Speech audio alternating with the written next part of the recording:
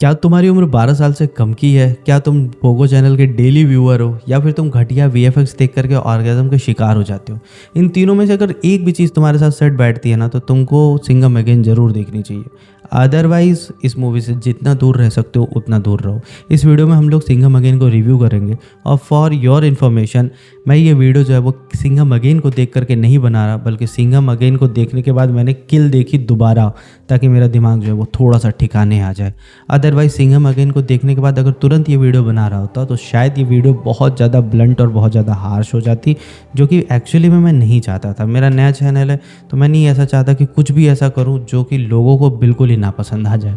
तो अपने दिमाग को थोड़ा सा ठिकाने लगाने के लिए मैंने किल देख ली। अभी मेरा दिमाग जो है वो काफ़ी कंट्रोल में है, और अब जो है इस मूवी की करेंगे एक डिटेल्ड एनालिसिस कि क्या ये मूवी तुम्हारा पैसा डिज़र्व करती है या नहीं, और पैसे से भी पलों को डिज़र्व करती है कि नहीं। तो इस मूवी का जब ट्रेलर आया था ना, ट्रेलर इतना लंबा था कि उसके ट्रेलर को देखने के बाद जब मैंने इसका रिव्यू किया तो मैंने कहा था कि कहानी के नाम पे इन्होंने लगभग सब कुछ दिखा दिया, कुछ बचा नहीं। और एक्चुअली में 95% स्टोरी जो है ना वो इसके ट्रेलर में ही रिवील हो जाती है, बाकी कुछ बचता नहीं है तुम्हारे लिए। कहानी के नाम पर यह है कि जैकी श्रॉफ जो कि एक टेररिस्ट है और कश्मीर में ड्रग्स वगैरह का ऑपरेशन जो है वो कर रहा है, फैला रहा है, उसको अरेस्ट करता है बाजीराव सिंघम। और इसकी वजह से उसका जो ग्रैंडसन है यानी कि ज़ुबैर हफीज़ यानी कि अर्जुन या फिर डेंजर लंका, वो बहुत नाराज़ हो जाता है और वो अवनी यानी कि करीना कपूर को किडनैप कर लेता है। अब यहाँ पे रामायण के पैरेलल्स दिखाए हुए हैं कि अजय देवगन एज प्रभु श्री राम एंड अवनी एज माता सीता, बट ये बहुत ज़्यादा फोर्स्ड लगता है और इसकी कोई भी ज़रूरत नहीं थी। रोहित शेट्टी को मुझे जहाँ तक लगता है कि इतनी भक्ति जो है वो बिल्कुल भी नहीं है जितना कि इन्होंने मूवी में दिखाने की कोशिश की है। ये सिर्फ ऑडियंस के सेंटिमेंट से खेलने का एक तरीका है। देखो, दिवाली का फेस्टिवल है और हर कोई श्री राम से रिलेटेड जो पूजा और स्टेटस और रील्स और इन सभी चीज़ों में डूबा हुआ है। और क्यों नहीं सिंघम अगेन के मेकर्स को लगेगा कि अगर वो रामायण का रेफरेंस देंगे तो उनकी मूवी नहीं चलेगी। 400-450 करोड़ का बजट है, बट इतना बड़ा बजट में से अगर 100 रुपये बढ़ा करके तुम अपने राइटर को दे देते ना, तो शायद ये कहानी थोड़ी सी अच्छी और थोड़ी सी कैप्टिवेटिंग हो जाती।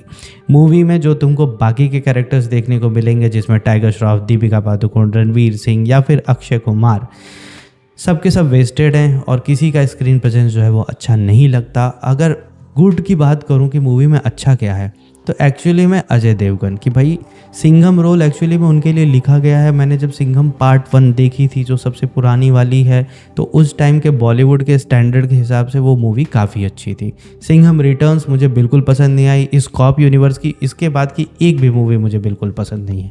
तो रोहित शेट्टी ने ये जो अपना एक कॉप यूनिवर्स बनाया, उसकी जो खिचड़ी तैयार की है ना, वो बस समझो कि कैश ग्रैब है। ऐसा समझो कि दिवाली के टाइम में, पिछली दिवाली में ये लोग मिले होंगे आपस में सारे के सारे एक्टर्स, और फिर रोहित ने बोला होगा कि आओ यार सबको मिला करके एक मूवी बनाते हैं, और इन्होंने इसके बाद प्लान कर लिया सिंघम अगेन को।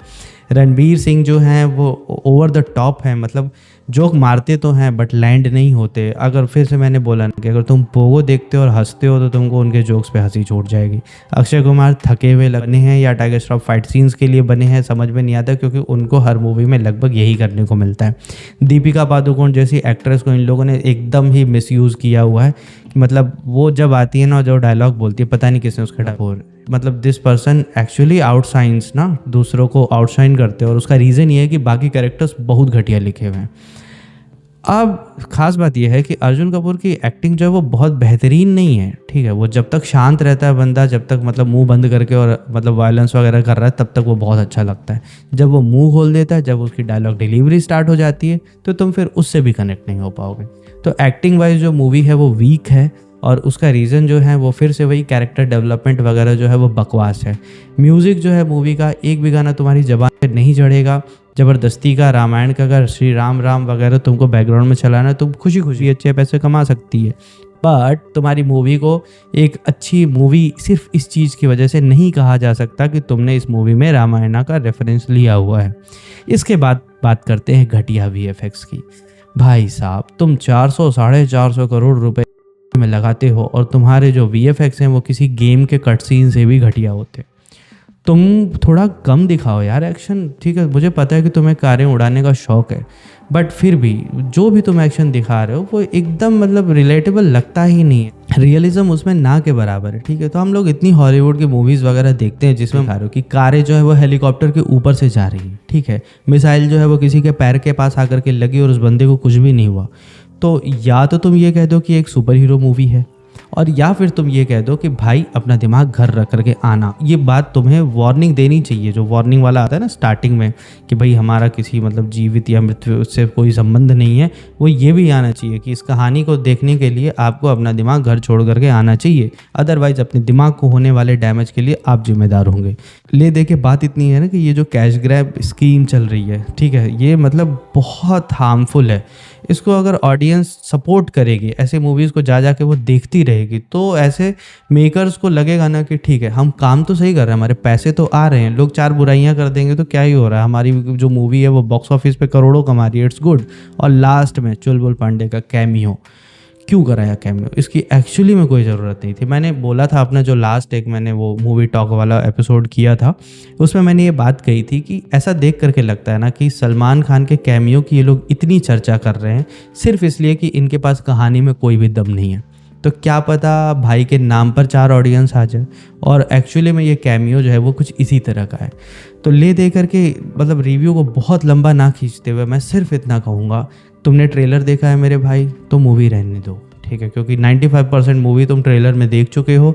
बचे हुए 5% के घटिया सीन्स को देखने से अच्छा है कि घर पे कोई अच्छी सी फिल्म देखो, दिवाली एंजॉय करो।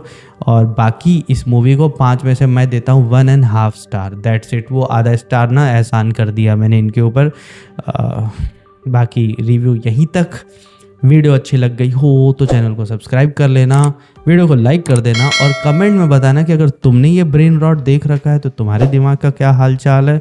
बाकी मिलते हैं अगले वीडियो में। वीडियो को यहाँ तक देखने के लिए thank you so much, bye bye.